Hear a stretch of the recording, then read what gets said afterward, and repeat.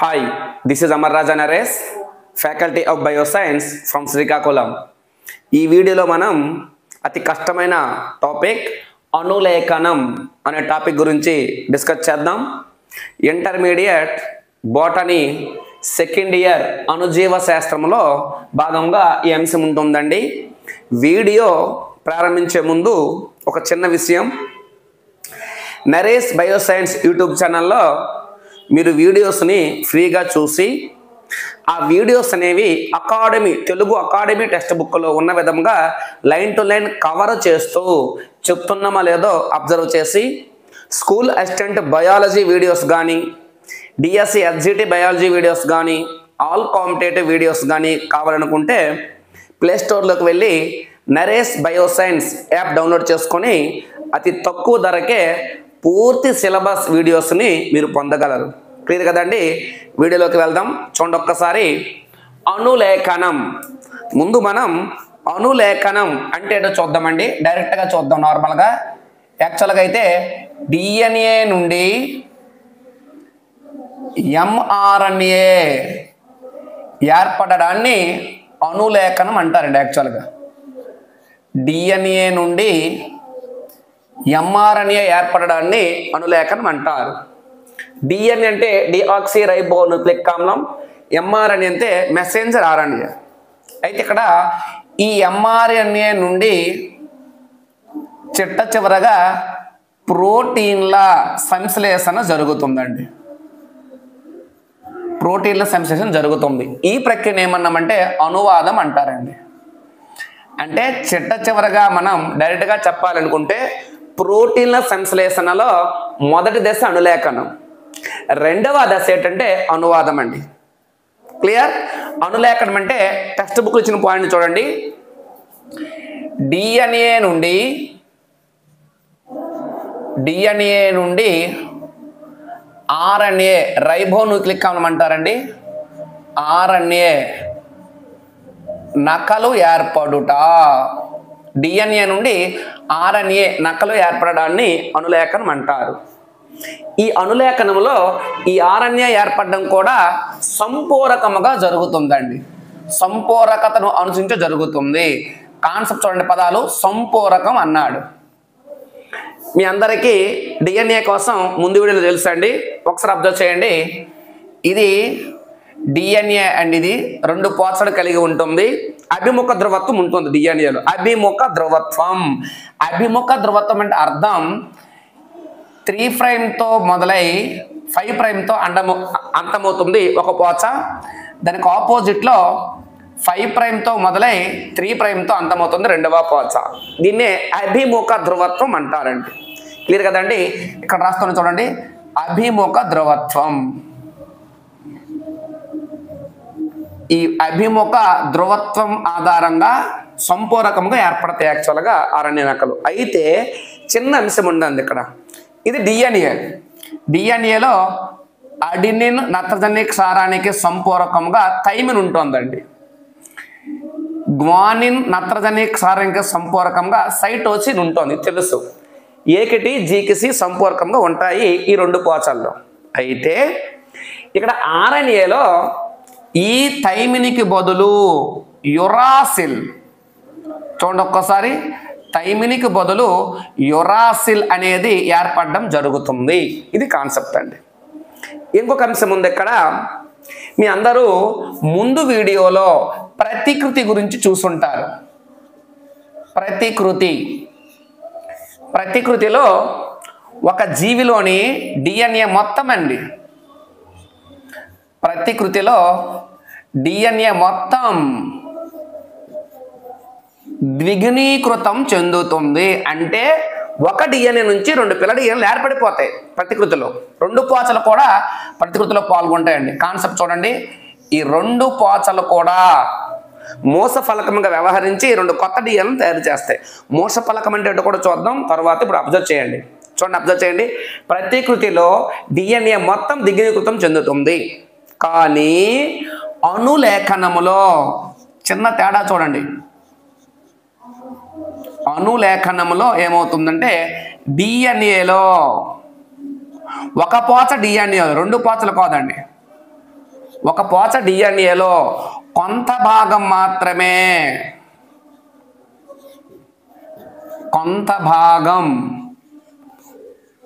మాత్రమే ఆర్ఎన్ఏ నకలను ఏర్పరుస్తుంది. మొత్తం కాదండి, 2 పోచలు కాదు, కొంత భాగం మాత్రమే ఆర్ఎన్ఏ నకలను ఏర్పరుస్తుంది. క్లియర్ కదండి? కాన్సెప్ట్ మాత్రం కరెక్ట్ అబ్జర్వ్ చేయండి. అయితే ఇక్కడ ఒక పోచ మాత్రమే అన్నారు, ఇక్కడ 2 పోచలు పాల్గొవు. చూడండి ఒక్కసారి ఇక్కడ అబ్జర్వ్ చేయండి. ఇది ఒక పోచ, ఇది ఒక పోచ. ఈ పోచ నుంచి ఆర్ఎన్ఏ ఏర్పడుతుందండి. 2 పోచలు కూడా మూస ఫలకాలుగా మారి 2 కూడా 2 ఆర్ఎన్ఏలను ఏర్పరిచాయి అనుకోండి. మరి 2 పోచలు సంపూర్ణంగా ఉంటాయి కాబట్టి అప్పుడు ఏమవుతుంది, 2 పోచల ఆర్ఎన్ఏ ఏర్పడుతుంది. ఆర్ఎన్ఏ ఎప్పుడు కూడా ఒకే పోచగా ఉంటుంది. 2 పోచల ఆర్ఎన్ఏ ఏర్పడిపోయి ప్రోటీన్ల సంశ్లేషణకు భంగం కలిగిస్తుందండి. అంటే 2 రకాల ప్రోటీన్లు తయారవుతాయి. అమైనో ఆమ్లాల పుంజీకరణ కూడా అక్కడ ప్రాబ్లం వస్తుంది. కాబట్టి ఒక పోచే మూస పలక పోచగా ఇక్కడ వ్యవహరిస్తుంది. క్లియర్ కదండి? కాన్సెప్ట్ కరెక్ట్గా అబ్జర్వ్ చేస్తే చాలా ఈజీ. మనకి మూస పలక పోచ ఏంటంటే సంకేత పోచ ఏంటో కూడా తెలుస్తుంది. అబ్జర్వ్ చేయండి. ఇప్పుడు మనం అనులేఖన ప్రమాణం గురించి డిస్కస్ చేస్తే అన్ని క్లియర్గా అవుతాయండి. అనులేఖన ప్రమాణం కరెక్ట్ అబ్జర్వ్ చేయండి పాయింట్లు. అనులేఖన ప్రమాణంలో ఒక 3 ప్రదేశాలు ఉంటాయండి. ఒకటి ప్రమోటర్ అండి. సెకండ్ వన్ నిర్మాణాత్మక జన్యువు.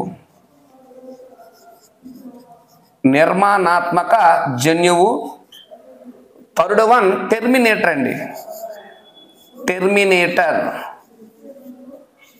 కాన్సెప్ట్ అంతా బాగా వినండి. ప్రమోటర్, నిర్మాణాత్మక జన్యువు, టెర్మినేటర్ అనులేఖన ప్రమాణంలో ఉంటాయి. చూద్దాం ఇప్పుడు ఒక్కసారి, చాలా క్లియర్గా అర్థమవుతుంది. అబ్జర్వ్ చేయండి ఒకసారి. ఇది డిఎన్ఏ, ఇది 3', ఇది 5'. అభిముఖ ధ్రువత్వం కాబట్టి 5', 3'. క్లియర్ కదండి? ఇక్కడ ఇది ఉంది చూడండి, ఇది పైన ఉండే ఈ పోచనే మూస పలక పోచ అంటారు. మూస పలక పోచ లేదా అనులేఖన పోచ. అనులేఖన పోచ అంటారండి. దీనికి ఆపోజిట్లో ఉండే ఈ పోచను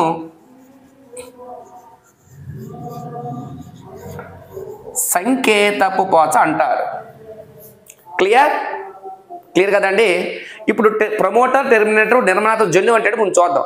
టెక్స్ట్ బుక్లో వెనకది ముందు వెనక ఉంటుందండి. క్లియర్గా అబ్జర్వ్ చేయండి. ఇక్కడ చూడండి, ఇది ప్రమోటర్ అండి.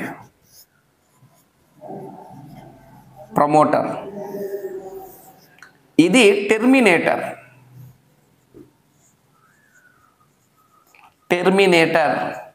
ఈ మధ్య ఉండే ఇది నిర్మాణాత్మక జన్యువు.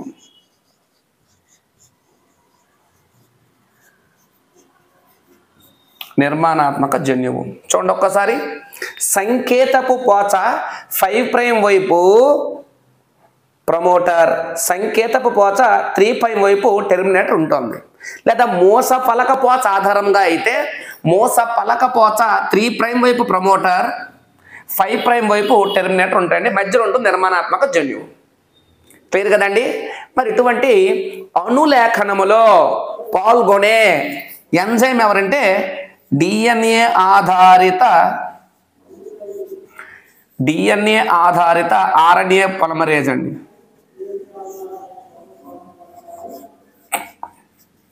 దీనికి ఇంకొక పేరు ట్రాన్స్క్రిప్టేజ్.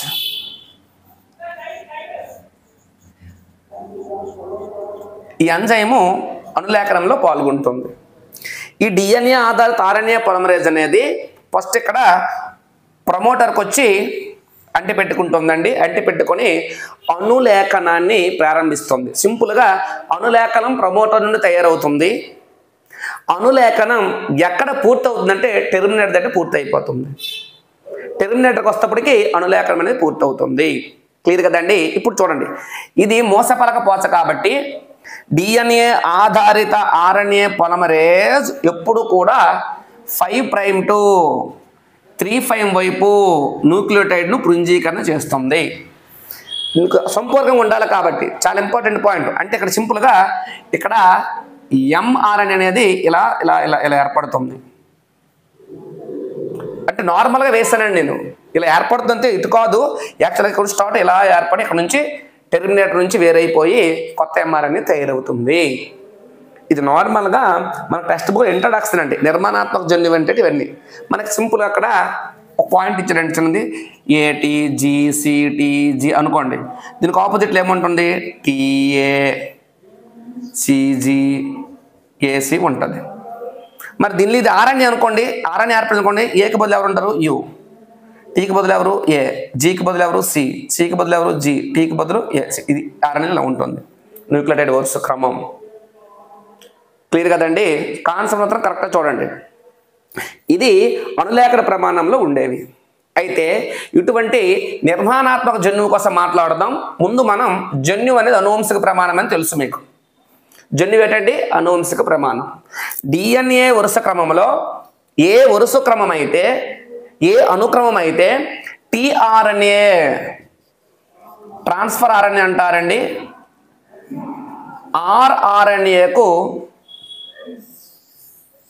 సంకేతాన్ని పరుచునో దాన్ని జన్యువు అంటారు.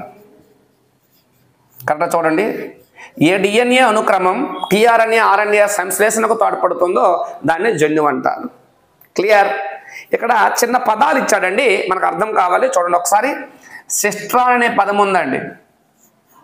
కాన్సెప్ట్ చూడండి. సిస్ట్రాన్ ఈ నిర్మాణాత్మక జన్యువులో ఒక పాలీపెప్టైడ్, ఈ పదాలన్నీ మీకు అనువాదములు వస్తాయండి, గమనించండి కరెక్ట్గా. ఒక పాలీపెప్టైడ్ శృంఖలానికి సంకేతాన్ని ఇచ్చే డిఎన్ఏ వరుస క్రమమే సిస్ట్రాన్. అంటే లేదండి ఇక్కడ mRNA ఉంది కదండి, ఇక్కడ నార్మల్ అర్థమని చేస్తున్నా. ఇక్కడ యమైనా ఆమ్లం 1, యమైనా ఆమ్లం 2, యమైనా ఆమ్లం 3 ఇలా ఏర్పడి అలాగ అనువాదం ఇలా జరిగి ఎక్కడ ఎండ్ అవుతుంది. తర్వాత చూద్దాం అది. ఇలా ఏదో పాలీపెప్టైడ్ గొలుసులు ఏర్పడతాయండి అనువాదంలో. ఇలా పాలీపెప్టైడ్ గొలుసు, ఒక పాలీపెప్టైడ్ గొలుసుకి సంకేతాన్ని ఇచ్చే డిఎన్ఏ వరుస క్రమాన్నే సిస్ట్రాన్ అంటారు. క్లియర్ కదండి? ఈ సిస్ట్రాన్ అనేది నిర్మాణాత్మక జన్యువులో మోనోసిస్ట్రానిక్గా ఉండొచ్చు. నిర్మాణాత్మక జన్యువులో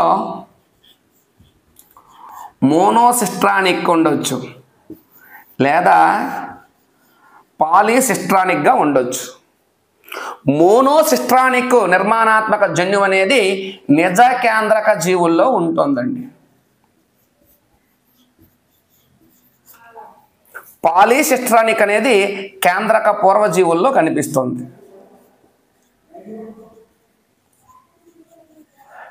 అంటే అర్థం, ఒకే సిస్ట్రానిక్ జన్యువు నిర్మాణాత్మక జన్యువులు ఉంటే అది నిజ కేంద్రక కణం అనుకోవచ్చు.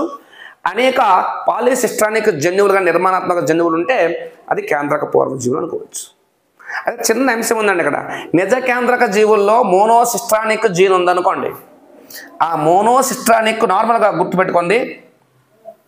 ఇది నార్మల్ అర్థం అవ్వడానికి కరెక్ట్గా అబ్జర్వ్ చేయండి.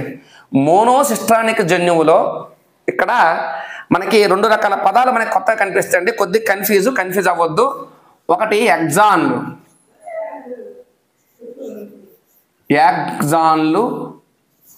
సెకండ్ వన్ ఎంట్రాన్లు అండి. ఎంట్రాన్లు నార్మల్గా ఇది mRNA ఏర్పడింది అనుకో. నార్మల్ నిజ కేంద్రక జీవుల్లో డైరెక్ట్గా mRNA ఏర్పడదండి. పూర్వగామి mRNA, అపరిపక్వ RNA ఉంటుంది, hNRNA అంటారు. తర్వాత చూద్దాం అది. ఇందులో వ్యక్తమయ్యే అనుక్రమాలు ఉంటాయండి, వ్యక్తము కాని అనుక్రమాలు ఉంటాయండి, మళ్ళీ వ్యక్తమయ్యే అనుక్రమాలు ఉంటాయండి. ఈ వ్యక్తమయ్యే అనుక్రమాలనే ఎగ్జాన్లు అంటారు. ఇది పరిపక్వ RNAలో కనబడతాయి. వ్యక్తము కాని అనుక్రమాలను ఎంట్రాన్లు అంటారండి. ఈ పరిపక్వ RNAలో కనబడవు. hNRNAలు ఉంటాయి పరిపక్వాన్ని, దీన్ని తొలగిస్తాం తర్వాత మనం చూద్దాం. అది సింపుల్గా అండి. వ్యక్తమయ్యే అనుక్రమాలను ఎగ్జాన్లని, వ్యక్తము కాని అనుక్రమాలను ఎంట్రాన్లు అంటారు. అవి నిజ కేంద్రక జీవుల్లో కనబడతాయి. స్ప్లిట్ జన్యువుల వల్ల అలా అవుతుంది. క్లియర్ కదండి? మొత్తం అబ్జర్వ్ చేయండి కరెక్ట్గా. నేను అణులేఖనం ఇంట్రడక్షన్ చెప్పానండి. క్లియర్ కదండి? ఇప్పుడు మనం నిజ కేంద్రక జీవులు, కేంద్రక పూర్వ జీవుల్లో అణులేఖనం ఏ విధంగా జరుగుతుందో ఒకసారి అబ్జర్వ్ చేద్దాం. ముందుగా మనం బ్యాక్టీరియాల్లో అణులేఖనం గురించి మాట్లాడదాం. క్లియర్? కేంద్రక పూర్వ జీవులలో అణులేఖన పద్ధతి మనకి టెక్స్ట్ బుక్లో అరణ్య రకాలు అణులేఖనం అని ఇచ్చాడండి. ఇక్కడని చూడండి, కేంద్రక పూర్వ జీవులలో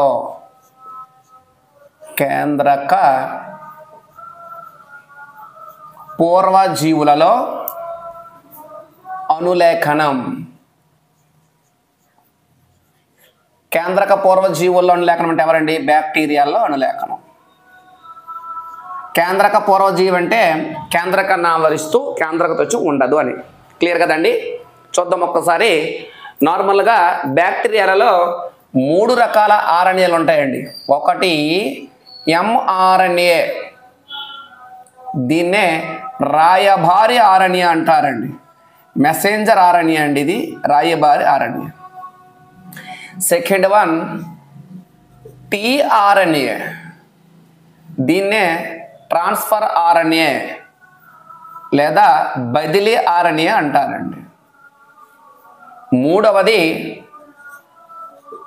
ఆర్ఆర్ఎన్ఏ, దీన్నే రైబోజోమల్ ఆర్ఎన్ఏ అంటారండి. 3 రకాల ఆర్ఎన్ఏలు బ్యాక్టీరియాలో ఉంటాయి. చూద్దాం ఒక్కసారి. ఎంఆర్ఎన్ఏ ఏం చేస్తుందంటే ఇక్కడ ప్రోటీన్ల తయారీలో మోసఫలకంగా వ్యవహరిస్తుందండి. ప్రోటీన్ల తయారీలో మోసఫలకంగా వ్యవహరిస్తుంది ఎంఆర్ఎన్ఏ. టీఆర్ఎన్ఏ ఈ ప్రోటీన్ల సంశ్లేషణలో జన్యు సంకేతాన్ని గుర్తించి, ఇవన్నీ మీకు తర్వాత ఉంటాయండి, జన్యు సంకేతాన్ని గుర్తించి అమైనో ఆమ్లాలను చేరుస్తుందండి. దాని అర్థం ఏంటంటే ఎంఆర్ఎన్ఏ ఇక్కడ 3 నత్జనిక్ స్థానాలనే జెనెటిక్ కోడ్ అంటారండి, జన్యు సంకేతం. దాన్ని గుర్తించి అమైనో ఆమ్లాలు అనేది చేరుస్తుంది. ఇలాగా ఇది టీఆర్ఎన్ఏ అమైనో ఆమ్లాలను గుర్తించి జన్యు సంకేతం గుర్తించి అమైనోలను చేరుస్తుంది, దానికి మోసఫలక పదార్థాలను చేరుస్తుంది. అది టీఆర్ఎన్ఏ. రైబోజోమల్ ఆర్ఎన్ఏ ఏం చేస్తుందంటే నిర్మాణాత్మకత మరియు ఉత్ప్రేరక విధులను అనువాదములో నిర్వహిస్తుంది. అనువాదములో ఇప్పుడు చెప్పానండి, డిఎన్ నుంచి ఎంఆర్ఎన్ఏ సంశ్లేషణ అణులేఖనం అయితే ఎంఆర్ఎన్ఏ నుంచి ప్రోటీన్లు తయారవడం అనువాదం కోసం కూడా మనం నేర్చుస్తాం నెక్స్ట్ వీడియోలో. ఇప్పుడు ఈ 3 రకాల ఆర్ఎన్ఏలు, ఈ 3 రకాల ఆర్ఎన్ఏలు కూడా అణులేఖనం ద్వారా ఏర్పడాలంటే ఒకే ఒక ఆర్ఎన్ఏ పాలిమరేజ్ అనే ఎంజైమ్ అవసరం అండి. ఆర్ఎన్ఏ పాలిమరేజ్ అనే ఎంజైమ్ అవసరం ఒకటే. కానీ కేంద్రక పూర్వజీవుల్లో ఒకటి, నిజ కేంద్రక జీవుల్లో 3 రకాల ఆర్ఎన్ఏ పాలిమరేజ్లు ఉంటాయండి. మనం లాస్ట్కి నిజ కేంద్రక జీవుల్లో అణులేఖనం, కేంద్రక పూర్వజీవుల్లో అణులేఖనం మధ్య భేదాలు కూడా నేరుద్దాం. క్లియర్? ఇటు చూడండి ఒకసారి. ఒకే ఆర్ఎన్ఏ పాలిమరేజ్ కావాలి మనకి. ఇక్కడ అణులేఖనం కేంద్రక పూర్వజీవుల్లో అణులేఖనం ఏ విధంగా జరుగుతుందో ఒకసారి చూద్దామండి. చూడండి ఒకసారి. ఇప్పుడే విన్నాం అణులేఖన ప్రమాణం అనుకోండి. ఇది 3', 5'. ఇది తెలుసు మీకు, ఆపోజిట్గా ఉంటుంది 5', 3'. ఇది ఎవరండి? ఇది ప్రమోటర్. చూడండి ఒకసారి. ఇది ప్రమోటర్. ఇది ఎవరంటే టెర్మినేటర్ అండి. ఇది టెర్మినేటర్. ఇది ఎవరండి? ఇది నిర్మాణాత్మక జన్యువు.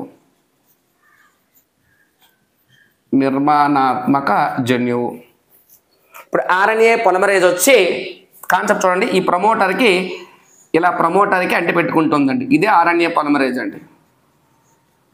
ఆర్ఎన్ఏ పాలిమరేజ్ ఇక్కడ మామూలుగా నేను రాస్తున్నా అర్థం అవడానికి. కాన్సెప్ట్ చూడండి.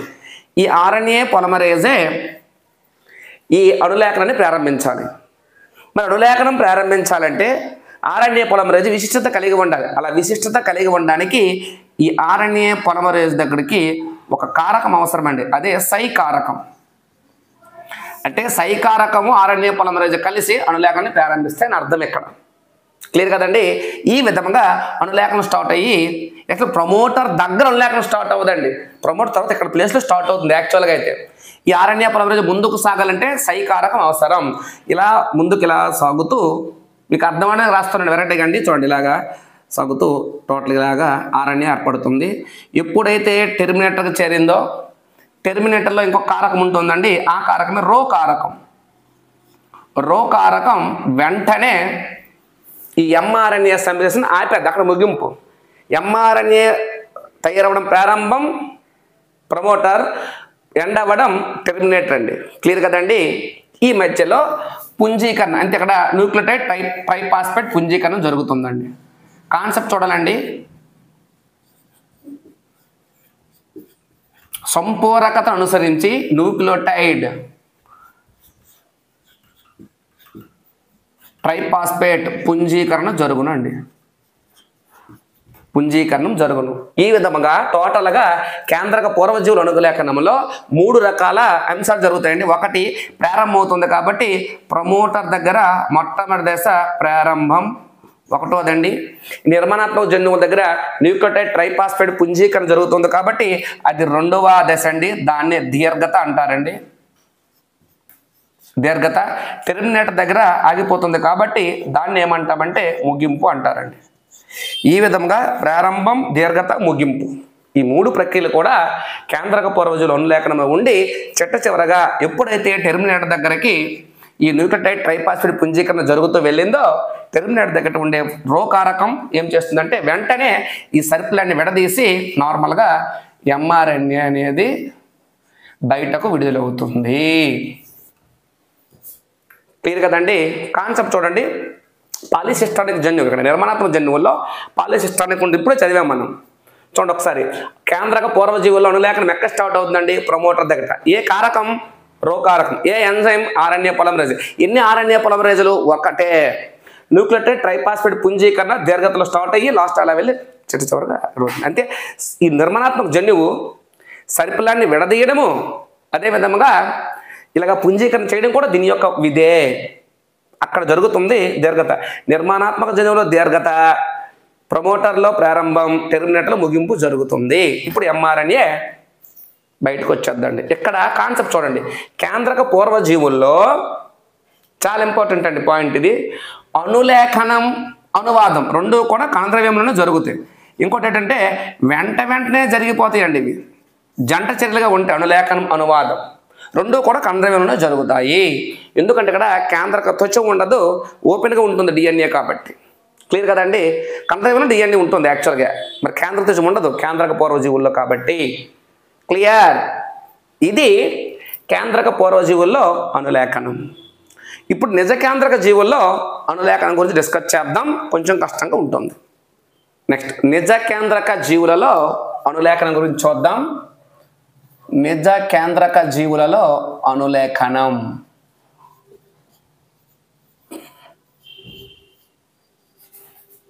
నిజ కేంద్రక జీవులలో అనులేఖనం ఏ విధంగా జరుగుతుంది చూద్దాం. మోనోసిస్టానిక్ కాబట్టి కరెక్ట్ చూడండి. సేమ్ కేంద్రక పూర్వజీవుల్లో అనులేఖనం ఎలా జరుగుతుందో ఇంచుమించు అలాగే ఉంటుంది, కానీ ఒక 2 క్లిష్టతలు ఉంటాయండి. 2 రకాల కొద్దిగా వేరేగా ఉంటుంది. చూడండి వేటో. ఒకటి, అక్కడ ఒకే ఆర్ఎన్ఏ పొలిమరేజ్ ఏర్పడింది. ఇక్కడ 3 రకాల ఆర్ఎన్ఏ పొలిమరేజ్లు ఉంటాయి. చూడండి ఒకసారి. 3 రకాల ఆర్ఎన్ఏ పాలిమరేజ్లు ఉంటాయి. ఇది మొదటి క్లిష్టత. చూద్దాం ఒకసారి. ఒకటి RNA polymerase 1. Second one RNA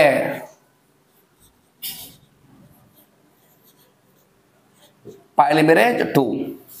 third one RNA polymerase 3. ఈ 3 రకాలు ఉంటాయండి. ఈ 3 కూడా అనులేఖన ప్రక్రియలో పాల్గొని 3 రకాల ఆర్ఎన్ఏలను ఏర్పరుస్తాయి. చూద్దాం. ఒకటి ఆర్ఎన్ఏ పొలిమరేజ్ 1 అనేది ఆర్ఎన్ఏను అనులేఖనం ద్వారా ఏర్పరుస్తుందండి. 2 అనేది HNRNAను RNA పాలిమరేజ్ ద్వారా ఏర్పరుస్తుంది. 3 అనేది tRNAను RNA పాలిమరేజ్ ద్వారా ఏర్పరుస్తుంది. RR అనేది తెలుసు, రైబోజోమల్ RNA. దీనిలో ఇంకా సబ్ యూనిట్స్ ఉంటాయండి. 28S, 18S, 5.8S. S అంటే స్వెడ్బర్గ్ అండి. స్వెడ్బర్గ్ ఇది ఎవరి టెక్స్ట్ బుక్లో కానీ స్వెడ్బర్గ్ ప్రమాణం అంటారు దాన్ని. HNRNA అంటే హెటెరోజెనస్ RNA అండి. విజాతీయ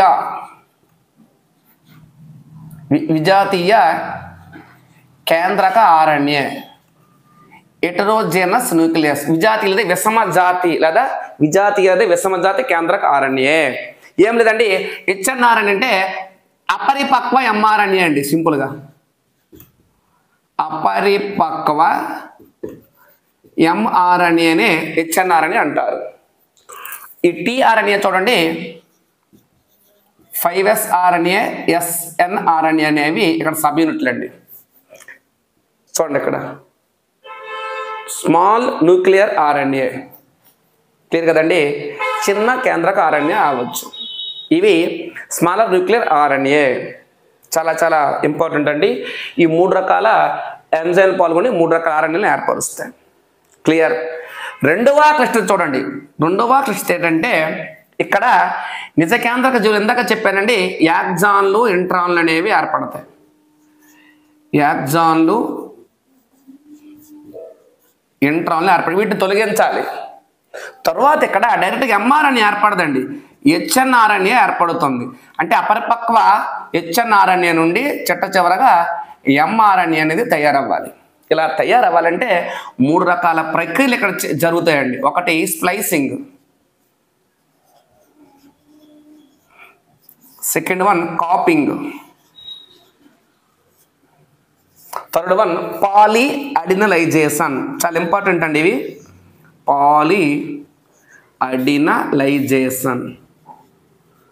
పాలీఅడినలైజేషన్ ప్రక్రియలు జరగాలి. సింపుల్ చూడండి, తెలిసిందని ఇదండి DNA 3 prime 5 prime 5 prime 3 prime, promoter RNA polymerase, ఇవి రోకారకం ఎందుకు కామన్ అండి, టెర్మినేటర్. క్లియర్ కదండి. నార్మల్గా మనకి ఇలా ఇస్తాడు, తయారైంది RNA,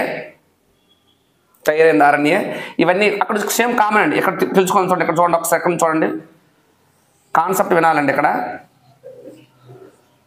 ఇది 5 ప్రైమ్, ఇది 3 ప్రైమ్. చూడండి ఇక్కడ ఇవి యాక్సాన్లు, ఇవి ఏంటండి ఇంట్రాన్లు అండి. కాన్సెప్ట్ చూడాలండి. ఇవి మళ్ళీ యాక్సాన్, ఇవి మళ్ళీ ఇంట్రాన్లు. ఇలాగా వీటిని తొలగించడాన్ని ఏమంటామంటే స్ప్లైసింగ్. అంటే ఇంట్రాన్లు తొలగిస్తే యాక్సాన్లు అనేవి ఒకసారి వ్యక్తమవుతాయి.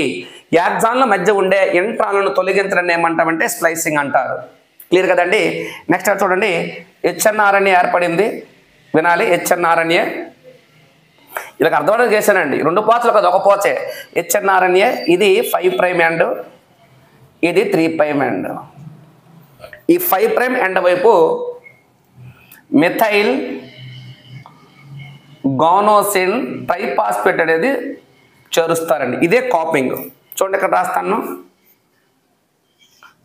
న్యూక్లియోటైడ్లను చేర్చాలి. అదే మిథైల్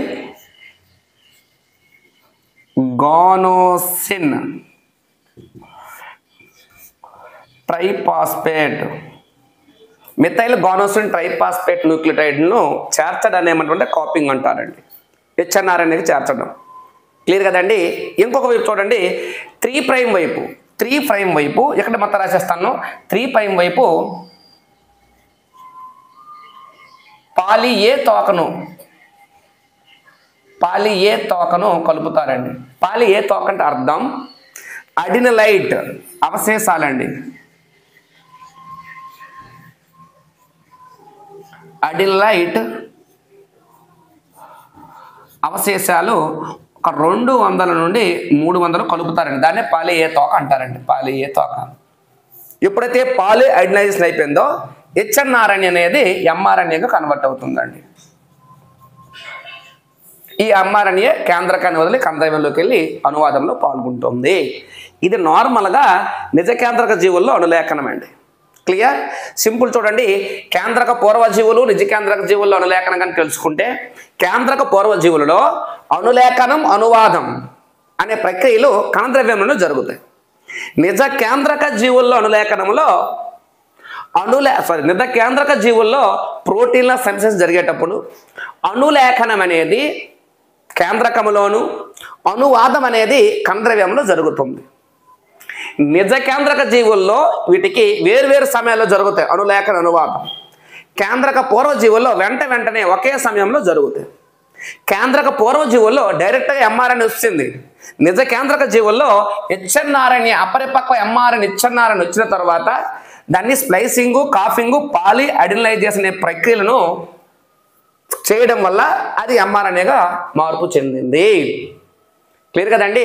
ఇక్కడ ఏర్పడినప్పుడు హెట్రోజెనస్ న్యూక్లియర్ ఆర్ఎన్ఏ ఏర్పడుతుంది. తర్వాత అది మెసేంజర్ ఆర్ఎన్ఏగా మారుతుంది. ఈ ప్రక్రియలన్నీ చేసిన తర్వాత సింపుల్ ఇంట్రాన్లను తొలగించడమే స్ప్లైసింగ్, 5' కొన వైపు మిథైల్ గోనోసిన్ ట్రైఫాస్ఫేట్ న్యూక్లియోటైడ్ను చేర్చడమే కాపింగు, మరి 3' వైపు పాలీ ఏ తోకను కలపడమే పాలీ అడినైజేషన్. పాలీ ఏ తోక ఏర్పడాలంటే అడినలైట్ అనే అవశేషాలు 200 నుంచి 300 అనేవి అవసరం. క్లియర్ కదండి? ఇది టోటల్గా మనకి కేంద్రక పూర్వజీవులు నిజ కేంద్ర జీవుల్లో అనులేఖనం అనే పద్ధతి ఏ విధంగా జరుగుతుందో క్లియర్. నెక్స్ట్ వీడియోలో మనం జన్యు సంకేతం గురించి కానీ అనులేఖనం గురించి కానీ జన్యు వ్యక్తీకరణ ఏదో ఒక వీడియో కోసం మళ్ళీ నెక్స్ట్ వీడియోలో మళ్ళీ కలుద్దాం. బాయ్.